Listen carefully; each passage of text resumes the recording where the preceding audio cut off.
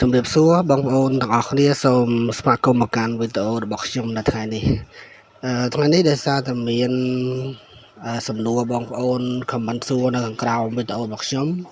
អំពីArchive Chat នៅក្នុងកម្មវិធី Telegram បងប្អូនវាជាកម្មវិធីមួយសម្រាប់លាក់ឆាតរបស់យើងឬក៏លាក់ឆាតរបស់នរណាមួយដែលយើងចង់លាក់គឺយើងអាចទាញវាចូលទៅក្នុងArchive Chat នឹងបានហើយក្រោយមកក៏យើងអាចដោះវាចេញពីArchive Chat នឹងវិញដែរ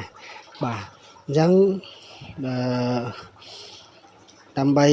ដោះដឹងអំពីArchive Chat ឥឡូវយើងចូលទៅក្នុងកម្មវិធី Telegram នេះតែម្ដងបងប្អូនបាទអញ្ចឹងយើងបងប្អូនចូលមកក្នុងកម្មវិធី Telegram នេះមកបន្ទាប់មកគឺខ្ញុំនឹងបង្កើតArchive Chat មួយឧទាហរណ៍ថាបើសិនជាបងប្អូនចង់បង្កើតឧទាហរណ៍ថាខ្ញុំចង់លាក់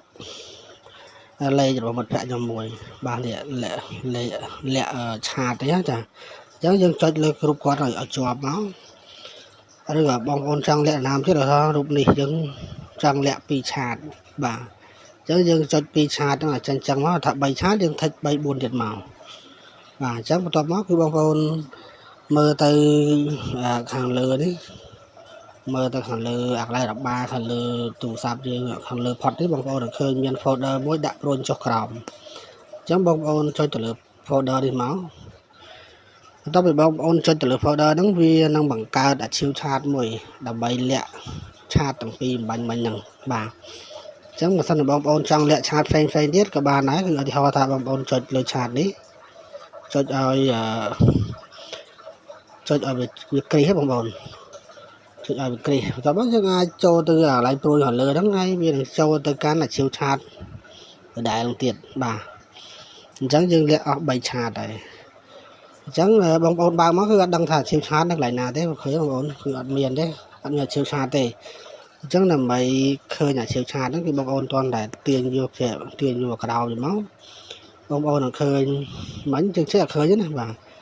បងប្អូនទាញមកក្រោយមកបងប្អូននឹងឃើញArchive Chat ហ្នឹងបាទនេះគឺជាArchive Chat អញ្ចឹងដើម្បី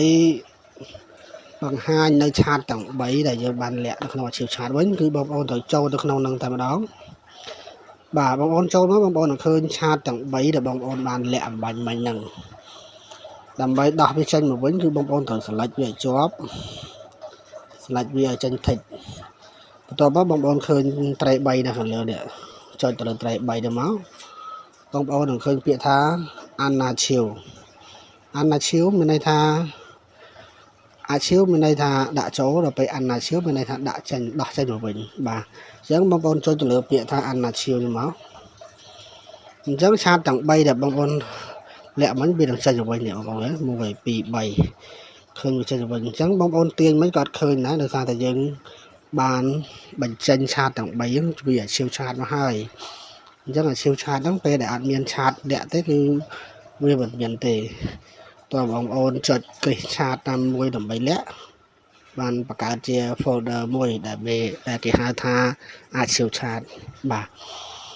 អញ្ចឹងវីដេអូនេះមានតែប៉ុណ្្នឹងទេបងប្អូនអរគ្នាយើងជួបគ្នានៅវីដេអូក្រោយបាទអរគុណ